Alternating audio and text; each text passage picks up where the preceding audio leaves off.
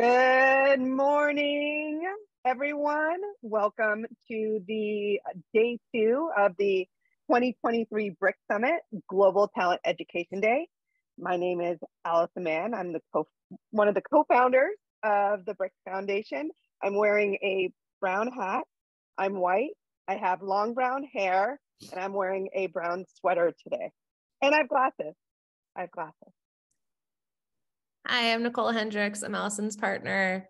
I have curly hair, glasses. I am also white and I have a brown shirt. Thank you all for being here today.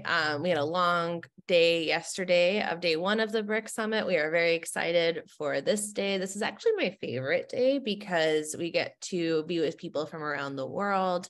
Would love for y'all to maybe put in the chat where you're from, because I'm a data person and I love all of those things.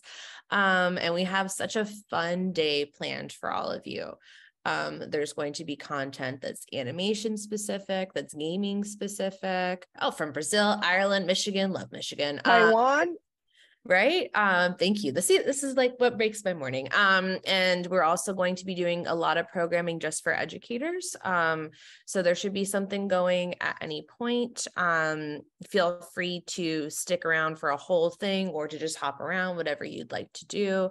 At the end of the day, we're going to all come together and do an AMA. There'll be one that's more education specific and one that is for more industry, people wanting to get into the industry, portfolio kind of specific.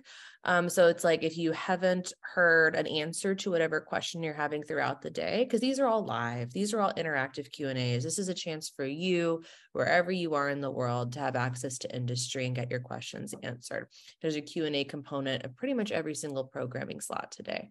And so at the very end of the day, we'll have an AMA and make sure that you're not leaving with any of your questions unanswered. For those of you in different time zones that need to go to sleep relatively soon or within the next couple of hours, everything is going to be recorded and then available on our website and on our YouTube channel after the fact. So don't worry. And then obviously always send us an email if you have a specific question that you didn't feel was answered. But with that said, I'd love to introduce you to our dear friend, Alison Frenzel. She's going to be facilitating this conversation with us today. Alison is the program specialist for the California Department of Education, and she is integral to a lot of the work that we do. Alison Frenzel, good morning. Good morning. Thanks for having me. And welcome, everybody. It's my honor to be here this morning and share this time with the wonderful humans that I get to work with to build all kinds of great opportunities for people. So I wanted to start out today and just, have some really conversational type engagement with the BRIC women and let them share their journeys and how they ended up here doing this kind of work and providing these opportunities to the public. So we're going to go ahead and start with you, Al. Would you mind sharing your career, introducing yourself, sharing your career journey, kind of maybe leading to the origins of BRIC and how it came to be? Yeah, so again, my name is Alison Mann. I've been in the animation industry for over 20 years. I've been wanting to be in art since I was 7 years old. I wanted to be in animation since I was 7 years old. I took drawing and painting classes. I ended up going to an art high school in Northern California, and I loved it. I grew up near Charles Schultz, like I drew Snoopy, like all the things, and I thought I wanted to be a 2D animator. And then my teacher at the time, I told her, I was like, I want to be a 2D animator. That's what I want to go do. And she said, 2D animation's dead. You have to go pick a different career. But she wasn't able to really understand all the different careers and pathways that this entertainment and animation community had. But what she could do was discourage me from potentially finding a career path in that world. She came from the fine arts world. It's no fault of her own. She just wasn't equipped to understand. So I ended up going to junior college, and I got to still take painting classes while I got all my general ed out of the way. And then I transferred to Columbia College in Chicago, where I ended up majoring in business of the arts. So it was a combination of understanding the business of entertainment. So for me, that was way more interesting than getting just a straight business degree. And guess what? I got to still take painting classes. So I still have got to fill that like art bucket that I needed so desperately to feed my soul. And I had art gallery openings during that time. It was, while I wasn't necessarily pursuing exactly what I wanted to do, it was still in the vicinity. And then I interned at Nickelodeon Animation Studio, and it was in finance, and I am not good in math. So the fact that I got a internship in finance kind of blew my mind. I desperately learned that I did not love that side of the business, but what I did learn is that I really wanted to be in animation. So when I graduated from school, before I got my full-time offer for Nickelodeon, I worked a PA job that I found on Craigslist on a live action independent film called Primates. It's like one of the few credits if you look at me on IMDb. Legit film, B actors, great experience. And then about a few months later, I got offered 2 jobs at Nickelodeon, one being a PA on Go Diego Go, and then the other one was working in special events. And part of that job was dividing up the portfolios and giving out in the special events role and giving them out to all the different productions. So I chose not to go to Go Diego Go. I went into special events, learned special events wasn't for me, but I love working with artists, looking at the portfolios and giving them out to all the productions.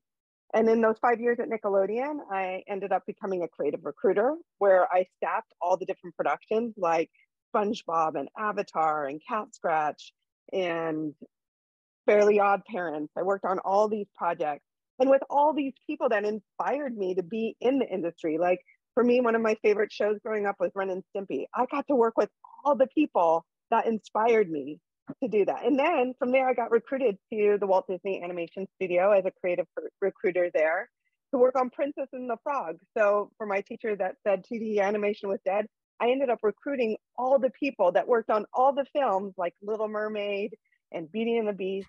I got to work with them and fulfilled that dream. So not 100% in the exact lane that I thought I would be in as an artist, but in a position that really filled my bucket of what was important to me, working with artists, helping shepherd their careers in different ways and support.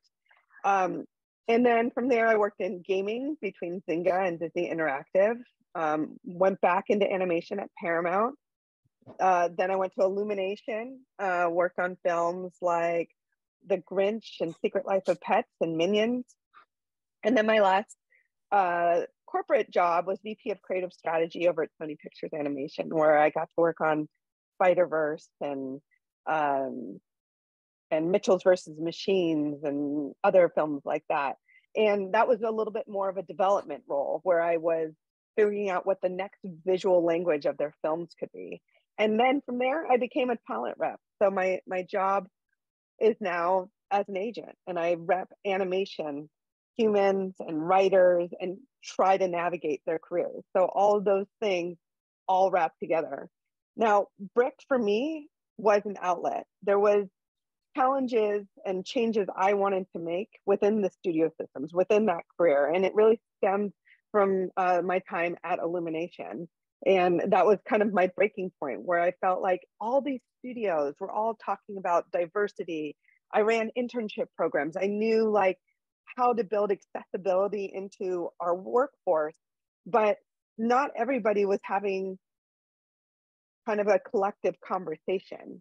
And so BRIC, which stands for Break, Reinvent, Impact, and Change, was born on the idea that if we could get people together under one roof to kind of have these conversations, that we'd be stronger together in order to make change. And it does take time. It does take patience, Ricardo, 100%.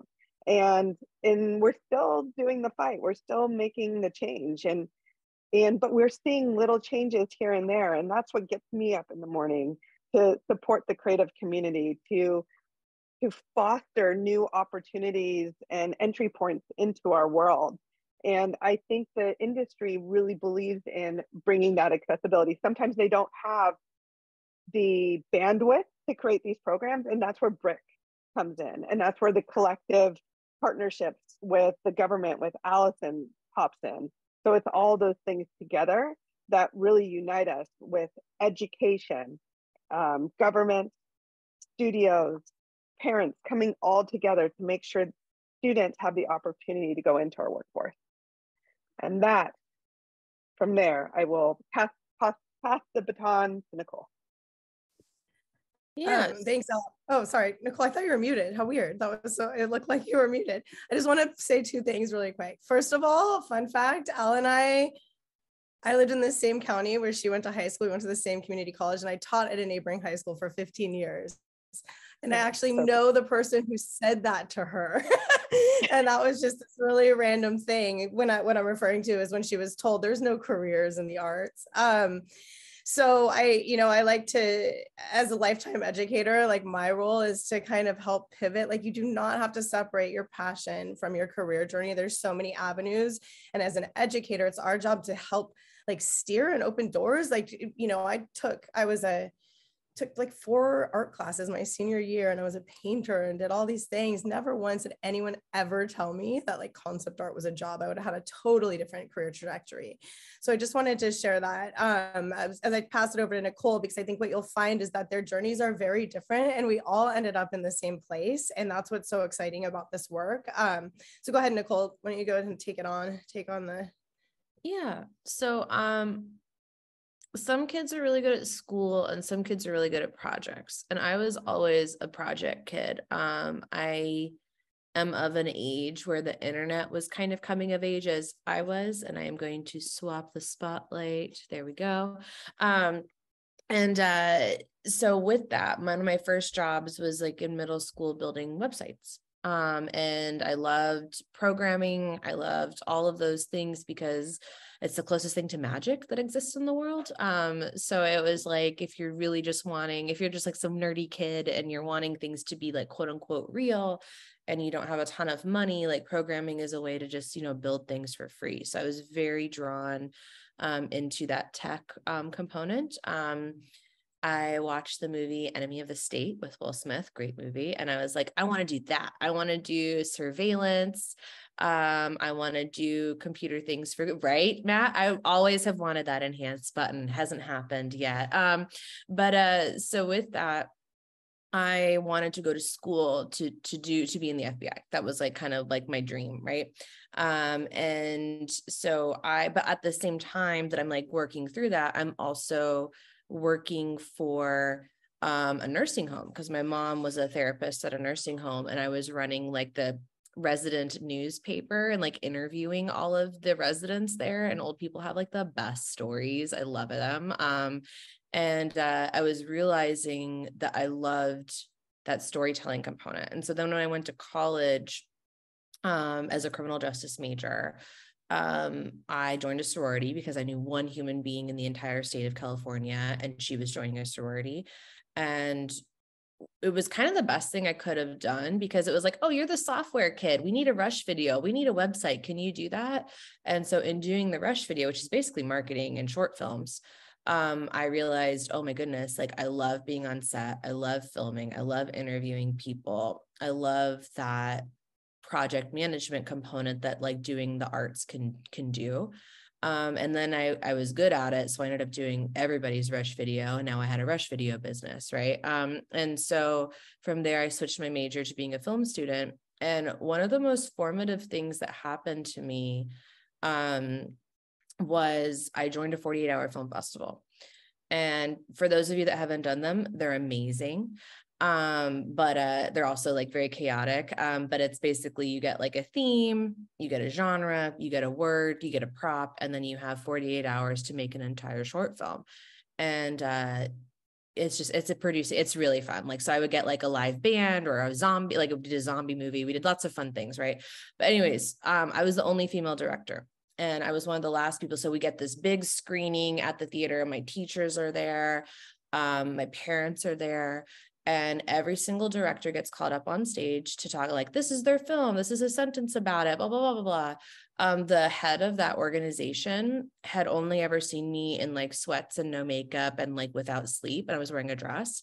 And instead of talking about my film or my genre or how hard I worked, he hit on me in front of everyone and how much I had cleaned up all the way to the stage, and didn't even talk about my film. And that was like a very formative moment for me of realizing that as someone that looks female, it's a different world. And this is pre-Me Too. Me Too's been great. Like there's been like a line, I think, of like things like that are no longer okay. I mean, they were always never okay, but now like as a society, we've been like, this is the line. And so it actually changed me completely, where I basically like didn't dress feminine for almost for like 6 years after that. But I was teaching at the Apple store, because Apple used to reimburse for tuition. And so I was teaching Final Cut right when the head of a TV station came in, and I'm still in college. And it was right when they were doing like nonlinear tape-to-tape editing. And sorry, they were doing tape-to-tape editing and they were transitioning to nonlinear. And so they needed someone to come in and teach all of their photogs how to do that. And I just kind of like right place, right time, because so much of the industry is just luck. And like, okay, here's a weird situation. Are you going to be professional? Are you going to be kind? Are you going to be good at what you're doing? And it turned out I was really good at finding those analogies to make like people that hadn't really touched a computer understand how to do that. And so then I started interning at the station and was in their marketing department. And marketing, I have ADHD. And when you're in film school, you're taught that like to be the director and to like, it should be the goal is like working in feature. And this is like the highest level of art that everybody should be like striving for. At least that's kind of how my program was. And like, I'm not a director. I'm not a writer. I mean, I can direct, right? I'm a producer. That's my skill set. And nobody taught me about those career paths. And nobody really taught me that feature films are like 3 to 5 years of your life. Do you have the attention span to do the exact same creative project for 3 to 5 years, right? I'd rather do a different thing every week. I'd rather do a different thing every month. And that's just so like a lot of a career in the arts is really assessing like who you are, what are the things that make you happy, and then trying to get as much exposure to as many types of jobs and as many types of people as possible. Every job that I've gotten in my entire life has been from word of mouth or just being in the moment, and like literally got a job because like I was friendly to someone in line getting tacos, you know? So it's like, you never know where that job opportunity is going to come from, because entertainment is so weird. But what you can do is make sure that you have a good portfolio, make sure that you know how to talk to people, make sure that you're always kind, because you never know. Like, and I can't stress that enough. Like, I would always 10 out of 10 hire a mediocre, kind person over an excellent asshole. And I'm sorry that I just cursed. I just really want to stress that point. Like, it's so important to be kind. I worked in TV stations for many years. And then I decided for political reasons at the time, to kind of leave what I was doing and go into gaming. And where I was used to being one of the only girls, I was really one of the only girls. I was the only female director at a global gaming company. And when you're the only of anything, right, regardless of whatever that only may be, when things arise, you don't necessarily have sometimes like that weight of like, hey, I would have handled this differently, because you're coming from your own perspective. So then right at that time when I was working in games is when Alison kind of came to me and was like, hey, I want to do this thing. And I was just like, there's a lot of things with women and people, you know, that present as female that the words that people use to define leadership as a director or as a leader or as a manager are all masculine words. And when you apply those same leadership words to women, it becomes negative. She's too aggressive. She's too assertive. And so it's, if I had had mentorship or more leadership, or just been around more women in these, doing these things and navigating in different ways, who knows what my career would have been. And so that's really where a lot of my motivation from BRIC came, of just like, how can we get more people in the room? It needs to just be a more inclusive room. And then, yeah. And then also I've always loved jobs. I've always run my own business. I think that everybody should understand that it's very easy to run your own business. I mean, it's hard, it's a lot of work, but it's like, it's really not scary to be your own boss, especially in these like uncertain times of kind of consultants. A lot of that information is kind of gate kept. And so just like, if you are drawn, or if you have an idea, or if you think that you want to like be a consultant or go be your own production company, like that information is out there. Like, honestly, you can teach yourself anything. It is 2022. Everything is on the internet. You can literally go to Harvard for free at this 23. point. 23.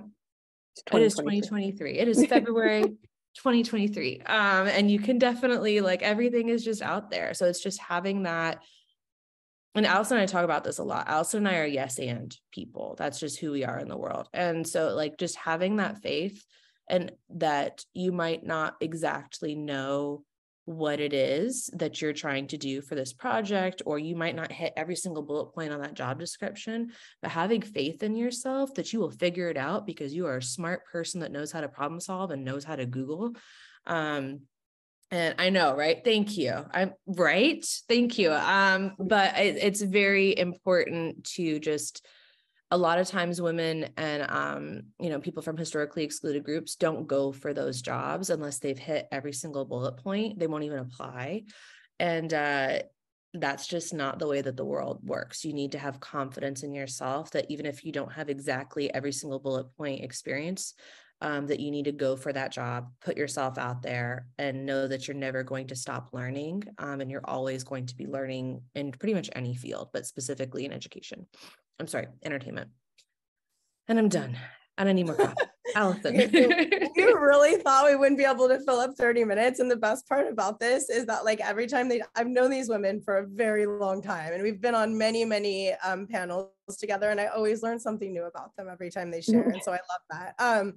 But what I wanted the takeaways really like non-linear trajectories, right? Understanding where your strength sets are. So like, yeah, Al might have wanted to be an artist, and maybe that wasn't like, there's a level of, it's very selective, it's very exclusive. Like you have to be sometimes like the best of the best, but there's so many jobs surrounding that space that you can like plug into, that you can enhance, that you can lead there in a nonlinear way if you work at it. And that I think was the story Nicole told too, like in terms of like, yeah, I'll ping you in a sec. I think it's just really about the grit, the determination, the ability to like navigate a really weird world, and then have the confidence in yourself to really just push through and like do the unexpected, And so, I mean, I never wanted to teach and ended up being a teacher. Like it was not my journey. And it was something that I realized like we have so much in common, and teachers are producers. I mean, everything is project management. Everything is people management. Everything is, like education is such an interesting intersection. And I think that's where the BRIC team and I, like why there's so much synergy, is because it's like, cool, problem solve. Let's figure out solutions and support, make it like the entry points less weird. Like, how do we make the entry points less weird? And that's the work we've been doing together for the last couple of years. Al, you wanted to say something before we go to the next question? I just want to just say that we have more control over our futures than we give ourselves credit for. Like, I think we often feel like, oh, I want to work at Disney. They have all the, and that's my goal. They have all the, I don't get any say, like in what, if I get that job or not. Like you have more like opportunity to achieve your goals than you think. And it might not be the exact, like I get out of school and work for Disney. It might take you a few times to get there. But there's also different things. Like while I didn't become an animator, like I'm directing my own short right now, my own animated short. So like you find your ways to like have different experiences and to achieve your goals, and you have the power to create. Nobody can take that agency away from you. If you want to achieve something, you have to just drive it yourself. And sometimes that fear of failure, which I had for a long time, kind of holds you back. Like my art's not good enough. I can't put myself out there. What if somebody rejected me? You might get a million no's, but that million no's, it takes one yes. And that's like when you go pitch a project, when you go for an opportunity, like the people that and artists that have stayed in my life, like when I was a recruiter, I would work on people's portfolios with them. And might be like, you're not ready yet, but they would continue coming back and fostering a relationship with me and ask for my feedback. And eventually I would get them in the door. So like you find your way, you find your path, you find your opportunity, you have that agency. And I think sometimes we forget that we have the power to do that. Absolutely. Well, yeah. And like, you can't be like so pigeonholed into this one specialized thing. Like you have to be open to so many varieties of opportunities. And I think one of the things that we had heard from a couple of the folks that we're working with in the apprenticeship program that we've built is that they applied for their jobs 20 times before they got it. Like one of our partners said that in a call. And I was like, whoa. But it's also not just that job they applied for. They applied to be part of that company in every job capacity 20 times before they nailed the one, right? And so it's that like that openness to like exploring different avenues that might be unlikely, I think, as much as there is the grit and the determination to not give up. And just like plug, we need teachers so bad right now in the state of California. There was some, part of this work, or actually a lot of this work, is mapping the right things into our free and public education system so people don't have to go into like hundreds of thousands of dollars of debt just to do the thing. And that's the work we've been doing together.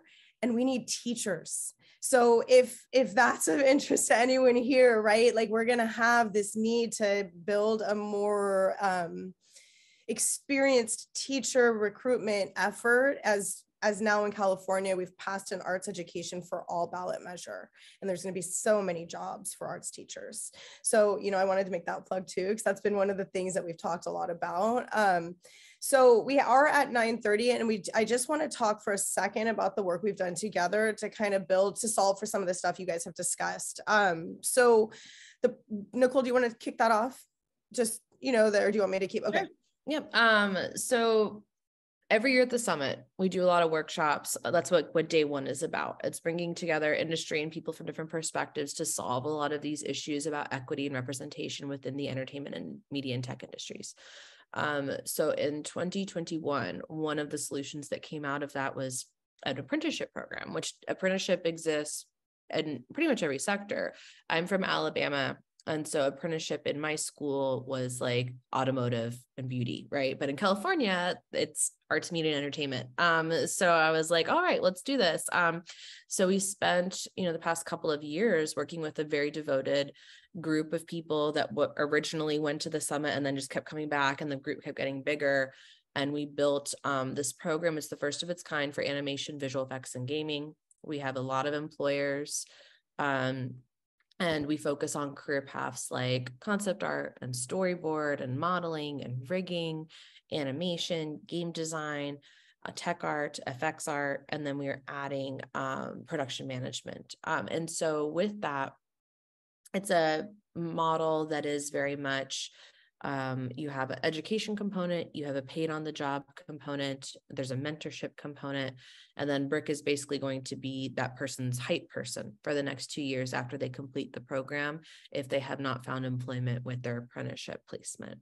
And so we hope that by creating additional free pathways into the industry, because it does not cost you anything to do this program. It doesn't really cost employers anything to do this program other than pay wages, right? And there's different things that they can utilize in order to, help if it's like a small employer that needs assistance. And so right now it's just more, how can we get more spots? Because we had almost 450 applicants, and I will never have that many spots. So I'm going to try, we basically sell this program every day to employers to try to get more people on board. And what's great about this is art school can be very expensive. And we have great partnerships with all the art schools, and we love them, and that's great. But not everybody is going to be able to attend. Not everybody is going to be able to get a scholarship. And most importantly, not all high schools are the same. So you could not even have the portfolio to get into the school. So it's important that we're trying to like ungatekeep like what is good, what does a good portfolio look like? And so we have a pretty good sample size now of portfolios that really resonated with employers. So as soon as we survive the summit, we're going to try to reverse engineer those portfolios and distribute that back to K-12 teachers for free, to try to really help get these groups of people that, you know, don't have a private art tutor, can't go to, you know, Cal Arts in the summer type program, but try to get people to have a little bit more equity in. So one of the cool things about this, so it's a lot of work, like building a government approved program there's a lot of quality checks and controls, and we've had to jump through all kinds of hoops. And it is a hustle, because it is about really like we've had over 80 employers inform the program, and then just trying to get them to help them navigate. How do they get their HR teams on board? How do they navigate this non-negotiable budget line item that is like for apprenticeship, right? And so it's going to be a journey. And my role really with all of this was, how do we map this into our K-12 system and actually just create a set of industry guidelines or state standards for what needs to be taught in these programs. Whether it's this particular program is amazing. Like you've got your, and I'll share that document down the road here, but we now have this Bible of guidance from industry on what needs to be taught in public schools. We've never had that before. And it's legit. Like I sat with the lead tech artist at Riot, and he wrote the standards with me. I sat with the head of design at Adobe, and he wrote the design standards with us. So like, it's been a constant ongoing like journey of industry input into these new guidelines for schools and for students, and you can self-teach or whatever, right? It's free and public. That's been the goal and journey of BRIC, is to make learning free and public. And some of our partners, like Otis Extension, there's a program now that they're curating for BRIC and anybody who didn't get into the BRIC program, they're going to offer a significant discount for those students to take courses to help them build up their portfolios, right? So there's going to be a lot of information BRIC will be distributing. Please get on their email list. So as things come out, you're able to get this information. So do you want to? And Diana, would you turn on your camera so I can spotlight you? Yeah, we're gonna pivot to Q&A, right? Does that sound good? Well, we wanted them to talk to as well. Oh, is Waynee here? Yeah, both of them are. Oh, sweet. Boop. Add spotlight. This is our BRIC apprenticeship team. So Matthew Waynee, we've known Matt for a very long time. He's an LAUSD teacher. LAUSD is one of the largest school districts in the US. And he was actually our pilot program in 2018. We did our first creative academy ever with his kids. And it's funny because a lot of those kids we still talk to, which is really cool. And then Matt ended up just really staying engaged with us. And then he helped us do all of the things, getting this program off the ground. And then Diana, and I'll let them both talk about themselves because they both have really interesting journeys, but Diana has come on to be our apprenticeship coordinator, where Matt is helping us with pre-apprenticeship with our education. And so these are the humans that will run the program. Matt, do you want to talk a little bit about you and the program? Sure, yeah. Thank you so much. And BRIC has been amazing. I guess a little bit about myself. I'm originally from Michigan, grew up in a small town. I played a lot of sports, ended up getting a car accident that led to 8 hours of brain surgery. So that definitely changed my perspective. And that's how I got into writing. And so I've worked in the industry as a screenwriter, doing a lot of suspense thrillers, but also always had a hand in education. I did Teach for America in rural Texas for 3 years before moving to Los Angeles, where I am now. And the school I work with, where I met Nicole and Alison, is a Title I school in Los Angeles, downtown, very close to downtown LA. Most of the students come from low socioeconomic households. And even though they live in the heart of Hollywood, they didn't really know about all the jobs that were out there. So I was brought in to create a video production program. And a year after that, I started an animation program. And so, it's been really amazing. The kids, and when we do stuff with BRIC, they're able to work with industry leaders, people with experience. That first program, my students were taken to a VFX studio, and basically for 2 days over a weekend, this intensive workshop to learn how to do an animatic, created their own stories, did the sound design, did all the drawings, and just really kind of opened things up to them. And that's sort of something I've been, trying to push to my students all the time, the different partnerships I get. I've written a lot of grants, which I've also done with BRIC to sort of help them push their stuff forward, and just really being able to bring the industry and my students together to see that these jobs exist. And my kids were really hesitant when we started our animation program, parents alike, of like, I don't know how to draw, I don't know how to do this. And I was like, each week I'm just looking for you to get a little bit better, improve your skills. And, when close to half the jobs in animation, as Alison was talking about, like, don't even require you to be the artist, like speak to it, understand it, be able to have a handle of what's going on. But, there's so many things beyond that, from audio and editing and producing, stuff like that. So with BRIC, I have been sort of had a hand in the grant writing, as I said, working on the curriculum along the way, and really sort of reaching out to high schools and middle schools so that we can continue to get the word out, get the exposure out to students so they can see what they can do. And there's so many tools out there. Like my advanced animation kids, they started learning Blender last year, which was new to me as well, but just sort of the stuff they were able to do with their 3D models was amazing to them. We started off old school with just like storyboards and stop motion elements. And now we're almost all digital with what we're doing with the kids, from character design, development, animated shorts, and stuff like that. So I'll throw it over to Diana. Good morning, everyone. Thank you, Matt. My journey started when I came to LA from the Bay Area, specifically to do film. And as I was starting to break into the industry, a lot of people were telling me, like, you have to get an internship. You have to work for free and kind of grind your way up. And even those free positions were very competitive to get. And a little bit about my background, I went to Occidental College in Los Angeles, and I went there on scholarship and financial aid. And I was a work study student. I held 3 jobs on campus at the same time while being a full-time student. And taking an unpaid internship was just something that I couldn't do in school. And that was very common in the film industry. And I tried to find ways of looking for paid opportunities, but then the paid opportunities, because they were paid, were even more competitive and even more demanding of time, where if I took a paid opportunity, it actually paid less than the job I was doing on campus. And then I would have to find another way of getting my books and materials for class.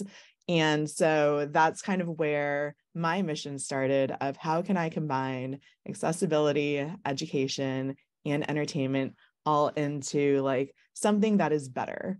And so from there, I worked at several nonprofit organizations. Yay, Bay Area. I am a 408 area code as well. And so what was really great was finding other communities like STEAM coders or like Azure Lorica or some organizations I've worked with. I'm an Adobe education leader as well. And we try to make learning accessible to everybody. And so creating those pathways where you don't have to lose your job, you don't have to take time off work.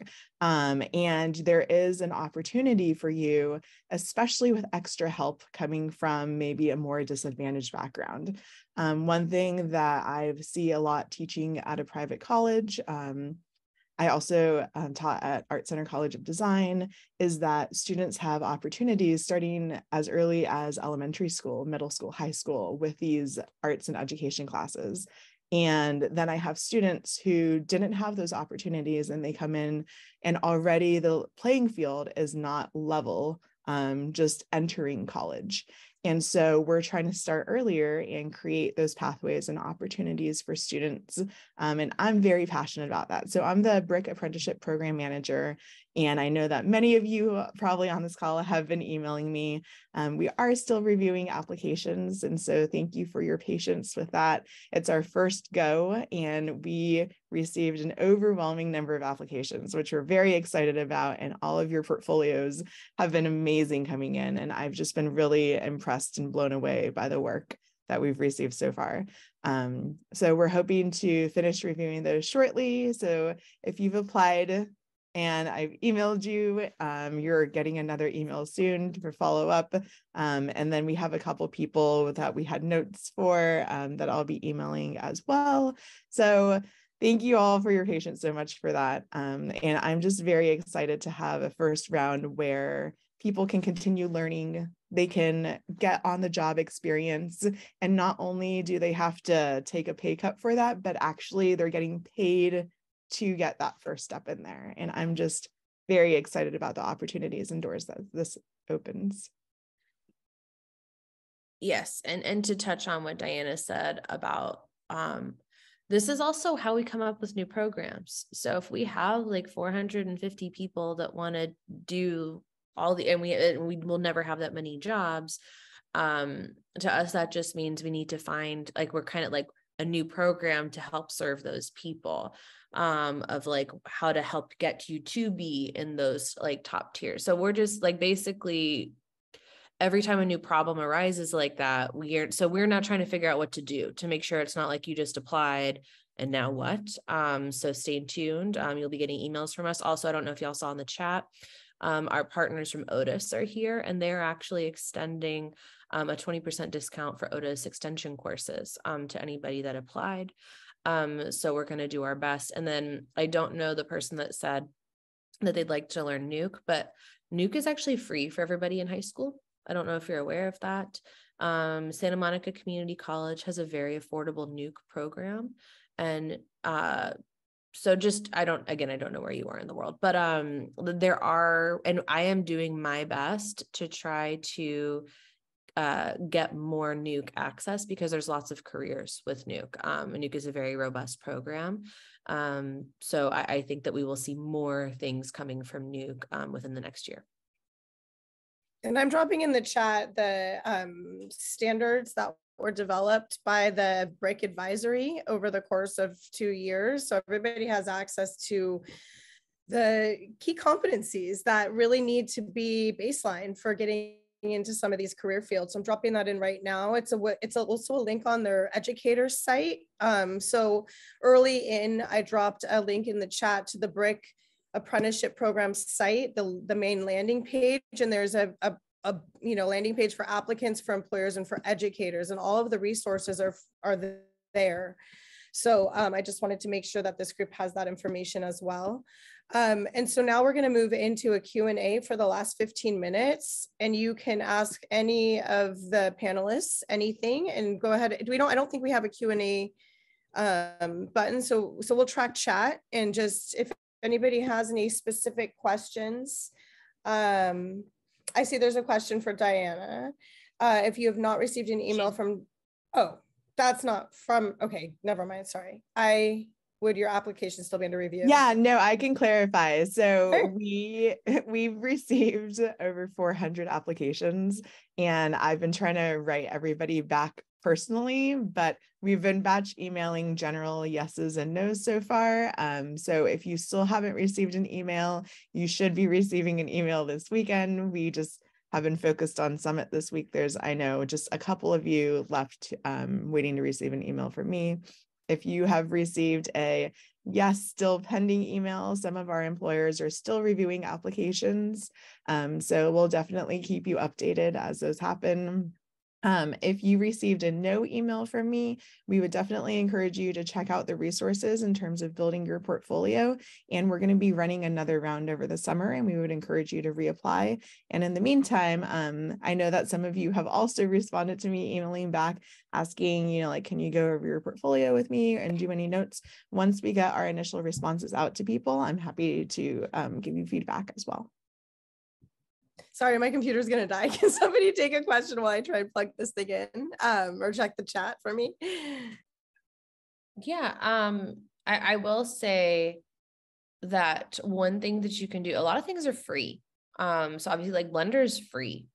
Unreal Engine is free. And Unreal has so many resources, specifically like different projects to do. And what's really great about Unreal is that's a animation program, that is a gaming program, that is a visual effects program. So it's something that is very versatile. Blender, free, tons of programming on it, on YouTube, like Blender Guru is a wonderful channel.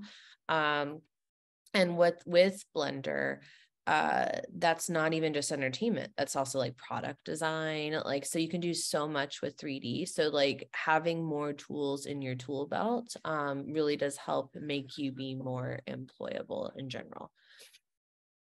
And there's so many free resources for education that people don't know about. Like Epic and Unreal Engine they have the most incredible landing page for capstone projects that can be implemented. All of their software is open source. Now, granted, you need like a super high powered computer to run it, but it's all free and public. And so as Nicole mentioned earlier, like you can self-teach anything. And right now what we're working with is employers that want to see skills proficiencies and competencies equal to, let's just say, degrees. So really demonstrating through your learning how you can showcase your skills and talent is primary. Dawson, as a high school student, how do you recommend working towards college and to get into entertainment and tech? I think it's really about, a lot of it is mileage, right? It's how much, depending on what career you're choosing, like how many hours are you spending working on those projects? I lived in the computer lab. Like that was, I can't even count the number of hours that I spent on projects, right? So it's like working on your craft, working on your portfolio is one of the best things that you can be doing. If you're a concept art person or like a character design person, it's not enough to just do, like a body, this is my character. Like you need to do some explanation on, this is what different facial expressions could be. This is what they look like from the back. This is how they might move. Like people really do want to see that creative process breakdown versus just one image. That's, I think, one of the big differences that we saw between like a high school and like an art school portfolio that was resonating with employers is, are you explaining your process? I also think like if you're kind of stuck, I would reverse engineer how to educate yourself. So if there's like places you want to work, say Nickelodeon, and like you want to work on Avatar, go onto IMDb, check out the artists and the roles that are on there. They list all those credits, including if you want to work in features, same thing. All those artists are all listed. And then go look on ArtStation or Instagram, or sometimes they have personal websites, and you can kind of see the art and the art quality. And then it's a little bit of observation. Does my art, is that up to the same standard as some of these artists? And look to see how many years they have too, because obviously if they've had 15 years of experience, their portfolios are going to be really good. So look for artists that have been in the industry for 1 to 2 years. A lot of them haven't even really updated their portfolios. So a lot of that you can kind of educate yourself and kind of have a reflection moment of, what do I need to do? But I think it's all there at your fingertips. And most of the time when I have been reviewing portfolios and helping people get their jobs, the thing that lacked the most was an honest conversation they had with themselves. Am I ready? Do I have what it takes? Do I have the work? Because it's not enough just to draw, but everything. If you think about portfolios and jobs, it's like casting as an actor. Like you're kind of aligning a tone and a match to whatever that project is. And so it's not personal if you don't get it, but they're looking for something specific. So it's like, if you draw Avatar, but you want to work on Secret Life of Pets, sometimes those two don't align. Those visual connections aren't the same.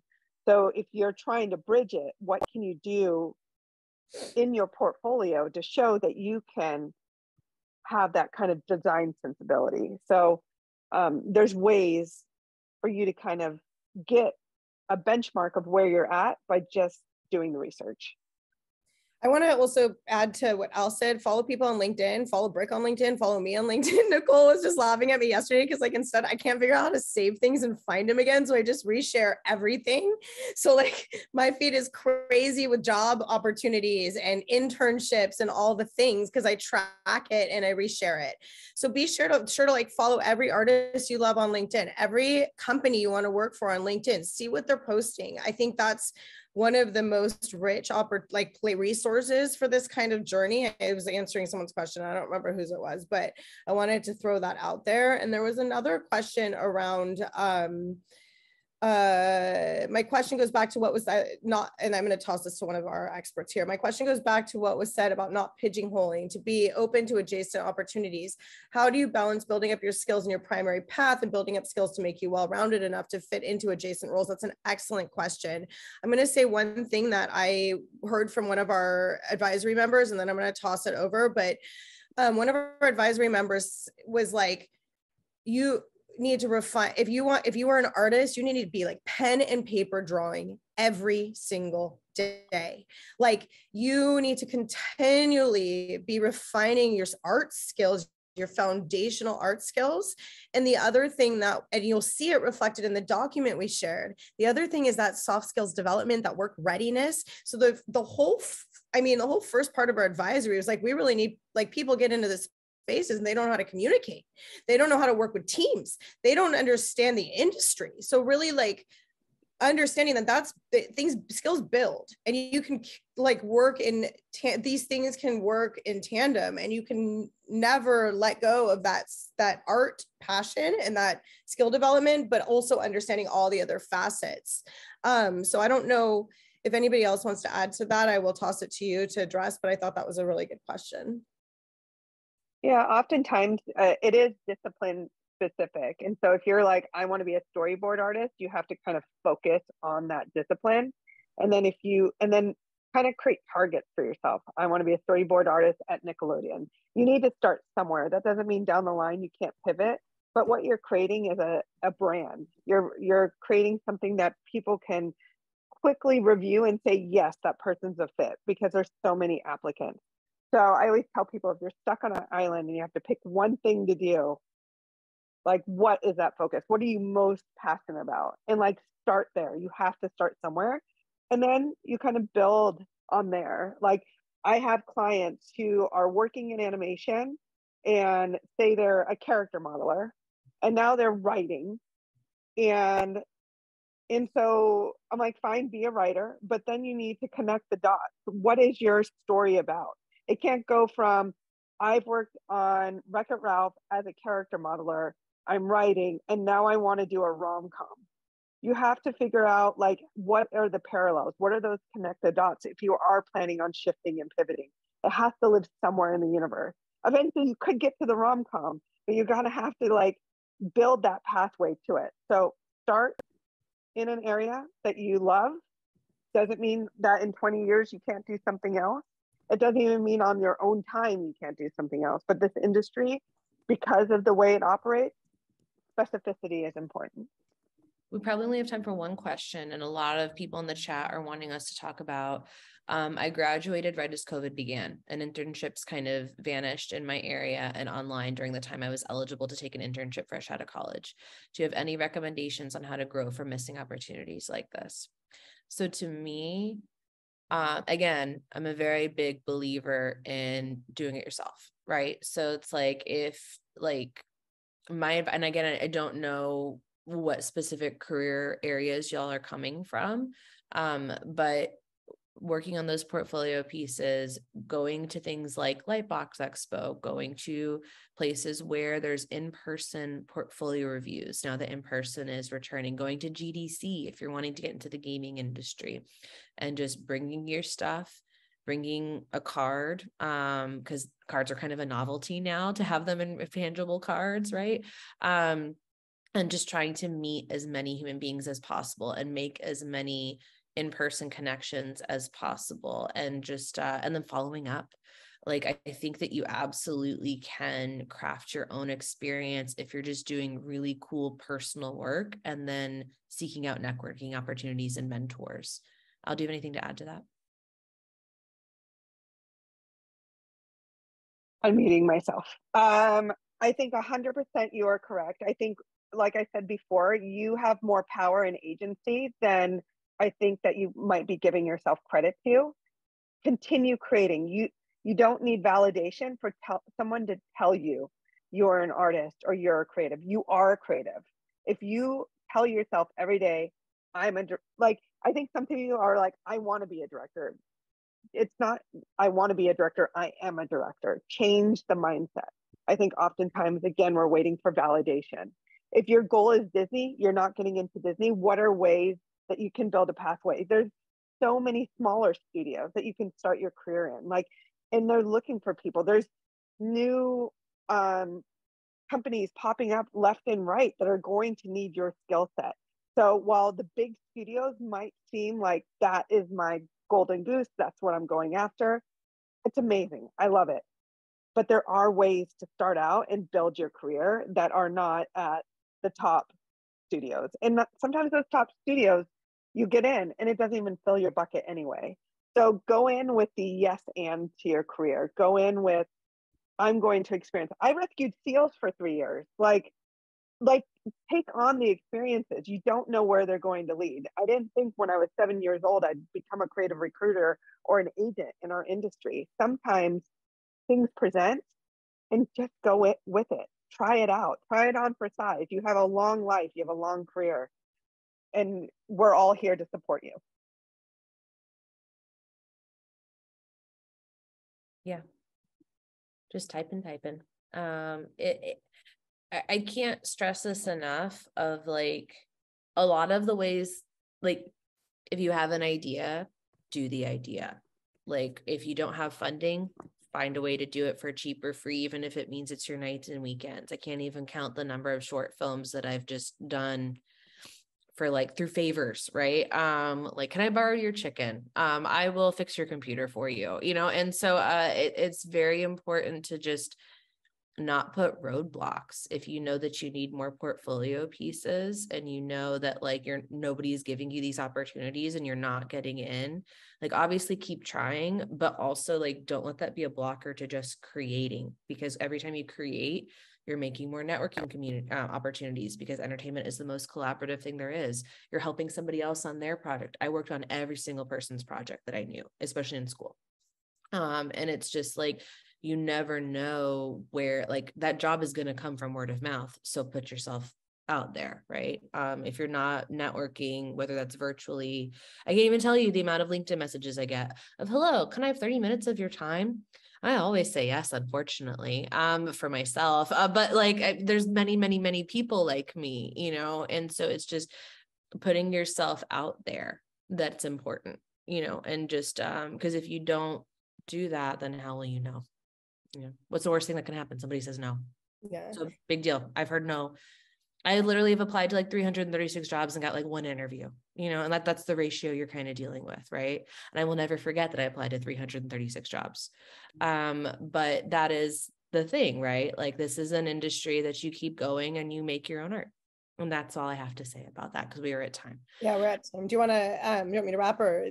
Yeah. Okay. So thank you, everybody. Like, we know there's not like one answer to these questions, and but what we're trying to do is just like make it a little easier to navigate. And so while our apprenticeship, this is the first cohort and it's starting small, we're hoping that it'll gain momentum and grow exponentially as people understand how important it is to create alternative pathways for young people.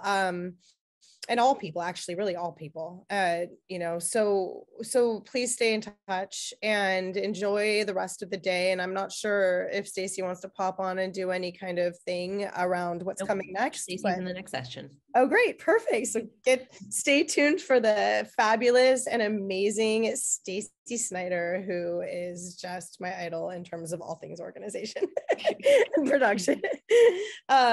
Great. Awesome. Talk soon. Bye-bye. Talk soon. Thank you. Bye.